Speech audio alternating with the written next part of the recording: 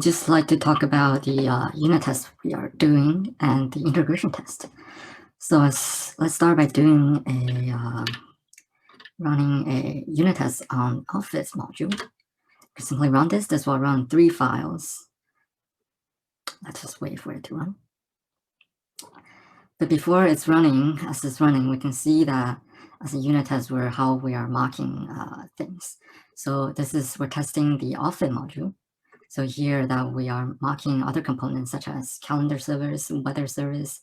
We also try to mark the database. And this is the thing that we are testing, so it's generally offit.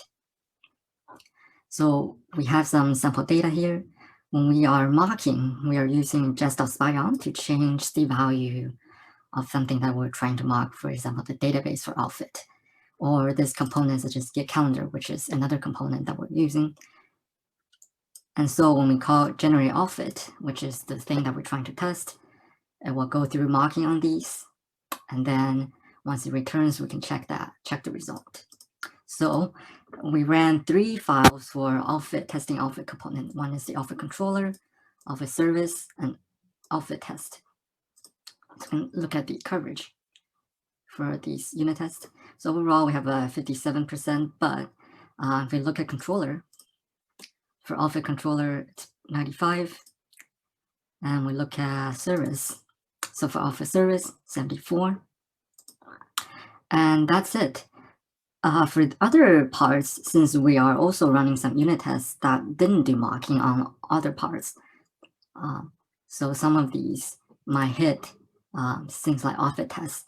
We're marking fewer parts because we want to test how well the controller and the service connect together.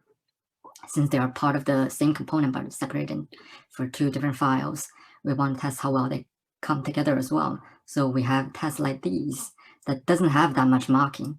Instead, we'll call some other parts so that it runs controller and service together. So routes doesn't have actual logic. It's more of a declaration for how things are going to be laid out. So there is no logic in this. It's just reading them. It passes all of them. So that's how the alpha component is marked and tested for unit tests. So for user controller, similar things. We have marking on these parts. We mark bycrypt, JWT, get geocode, which is also part of weather service. We also send these things are the things that we are actually testing in user control. So we can run this test. So this will run 2 files, yes, and these 2 files are part of the user module. And similar to offit, this example tests only the controller part. So we mark that, if the bycrypt hashing algorithm broke something, when we are sending a sign up, it should invoke this function, return a kind of promise. So let's see how this ran.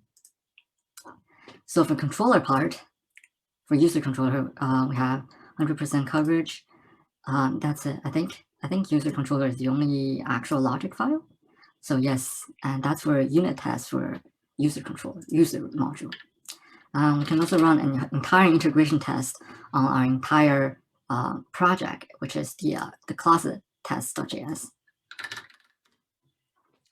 So running this file, we do not mark anything. This is a complete integration test for the 2 major modules. That's sign up, user, and then outfit module as well.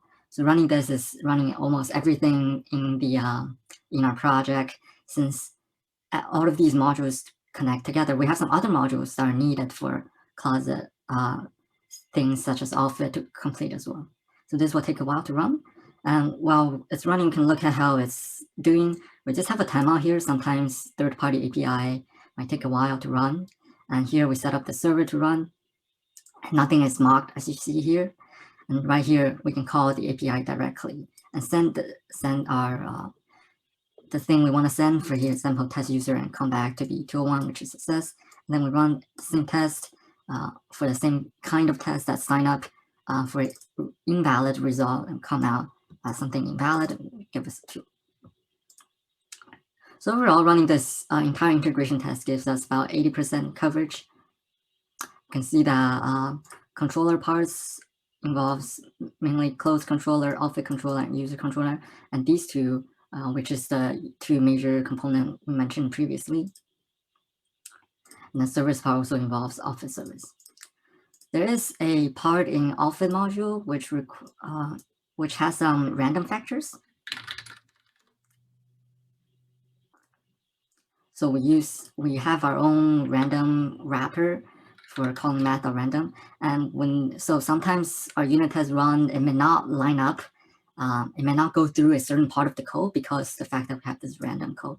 So for example, we call random int, and it goes in to check, and so this entire segment of code might not run due to the fact that certain randomness didn't meet.